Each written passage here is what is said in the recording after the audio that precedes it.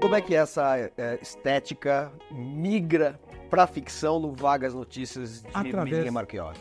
Da celebração da pornografia poética, que foi aí que eu realmente descobri a pornografia poética, ou seja, o direito que a pornografia tem à poesia.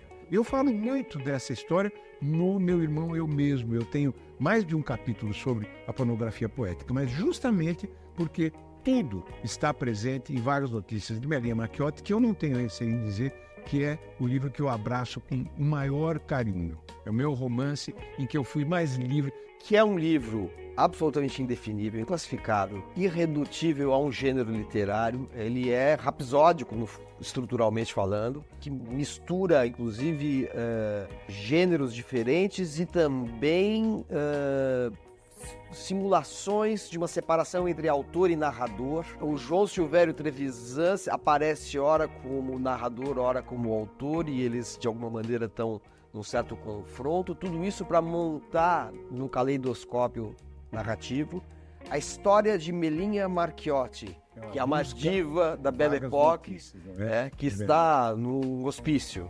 E que acaba a possibilidade de ser minha tia, que viveu 30 anos no hospício, que é trecho, tudo aquilo são trechos do meu diário, que estão em itálico. Algumas pessoas não percebem, acham que é parte do romance, mas o que eu faço, Manuel, é que eu acho mais importante no livro, nesse romance, eu faço um making-of dentro do romance. E há cartas que você, como João Silvério Trevisan, manda dando atualizações do andamento do livro. Só que as atualizações não correspondem ao que a gente está lendo. Então é uma coisa meio labiríntica. Exato. É o jogo de espelhos, Exatamente. Desbloqueia o leitor. E você não se esqueça, os personagens que eu crio, na verdade, eu me aproprio de personagens. A minha primeira experimentação em apropriações intertextuais, que depois no livro do Avesso eu vou explodir com isso, não é? Eu vou explodir com essa ideia, a ideia básica do livro, não é? Mas aqui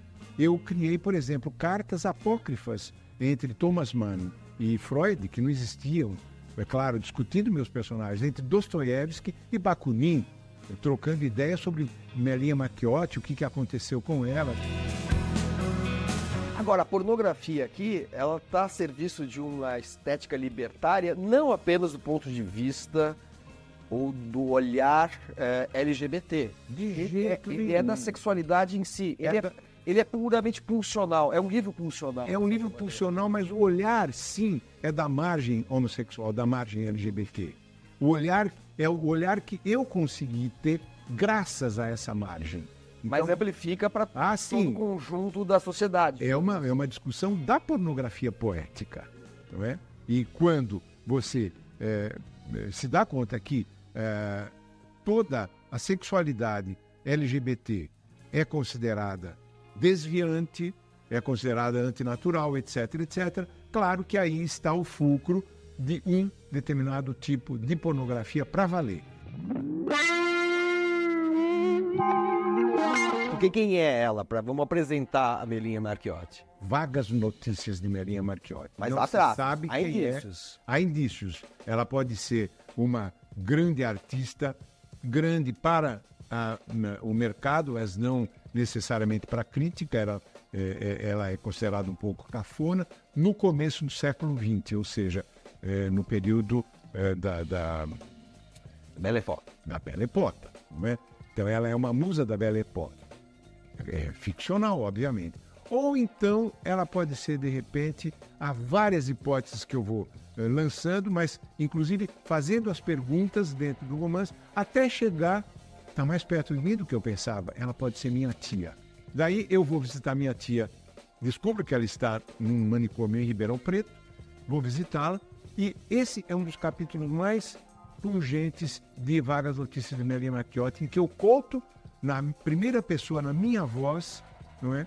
Como parte da minha pesquisa, é o auge do momento do meu esforço em introduzir a minha construção do romance como parte do romance. Nessa instabilidade da identidade de quem é a Melinha Marchiotti, a gente tem como fundo ou como conteúdo transversal uma ideia de uma pessoa que está exilada no mundo.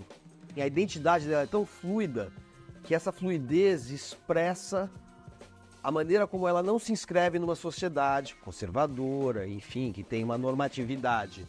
Esse tema do exílio vai reaparecer naquele que foi o livro que talvez tenha te dado o maior renome nacional e internacional, que é Ana em Veneza. Ana em Veneza, né? Justamente. Que é um livro completamente diferente do Vagas Notícias, mas que tem em comum esse tema do exílio. Eu acho que a cada livro que eu escrevo eu tenho que recomeçar a minha literatura. Então, de fato, eu quero que cada livro meu seja um livro diferente do outro. Não é? Daí porque Ana em Veneza realmente é muito diferente, mas é uma estrutura em que eu trabalho com personagens, eu aceito a ideia de que eu estou trabalhando com personagens que existem